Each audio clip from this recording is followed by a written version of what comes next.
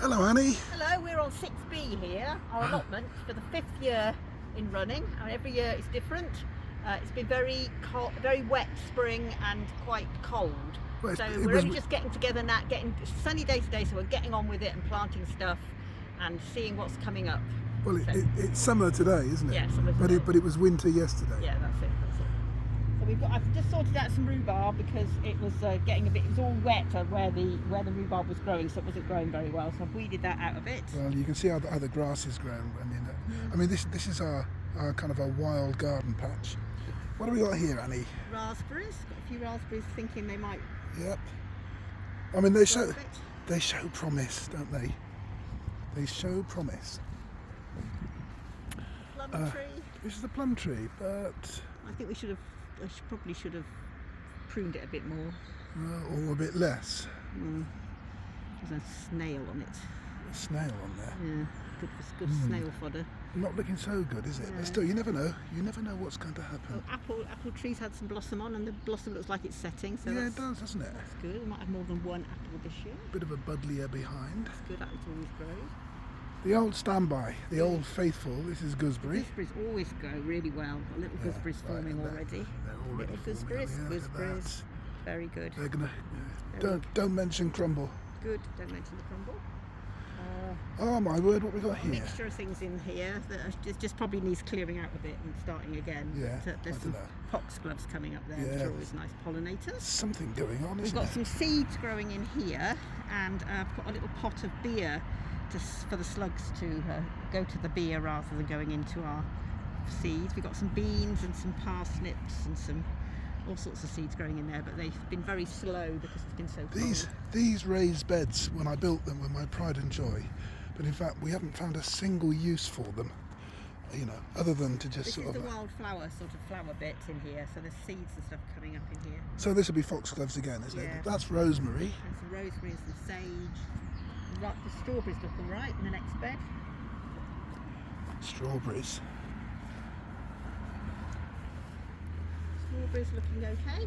They're looking fine. Cleaned those out a bit, so they've got a bit more space. There's some flowers other than that old grass. Still some more grass. Yeah, I mean, what it's wanted is some fine weather. We've just been kept off this thing. Right. We've got some garlic here, which we planted in the autumn, which is coming up nicely now, so that's good. That's probably... That's going to be an artichoke. Artichoke, yeah. Lots of extra potatoes that grow. Volunteers. These are volunteer potatoes from last year. Everlasting spinach or kale or something. Whatever it is, we keep harvesting it and then we boil it up and we eat it. I wonder what it is. We're still standing. And over here we've got some onions growing that were planted earlier on in the spring. Some early potatoes that are doing okay now. They were a bit slow, but they're okay. Another line of seeds, parsnips need seeds if they come up. It would be a miracle. Under the cage, we've got some broad beans growing that were planted in the spring, but the best ones are the ones that these are the winter plants. Planted in the autumn, in October, and they're looking great. They're going to be making lots of pods of broad beans soon. Yes, actually they've kind of outgrown their quarters. The other side of them, we've got some more onions growing. They're looking good as well. They were sort of autumn planted onions. More kale-y, sort of spinachy stuff. And then today we put the broad bean sticks up. The French beans. French beans. These are going to be some French beans here. In between there's a currant bush. You always feel better when you've got your wigwams up. There's more beans, more French beans there. And then there's some peas. There's peas in there, but we're going to put some sweet peas in there as well.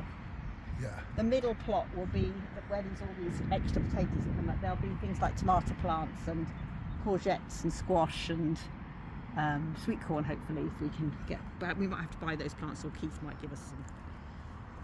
This is like compost fodder. And in here we've got some more rhubarb. This is the ancestral rhubarb. And we've got some grapes growing. The grapevines are looking good this year. Growing. There's the ramshackle wooden thing that is going to hold the grapevine. Oh, I don't know, I might strengthen it. And the lovely shed. And the lovely shed, which I've already painted this year. I think it's only the paint that's holding it up.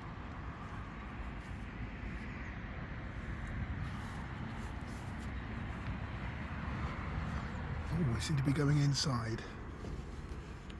There we go.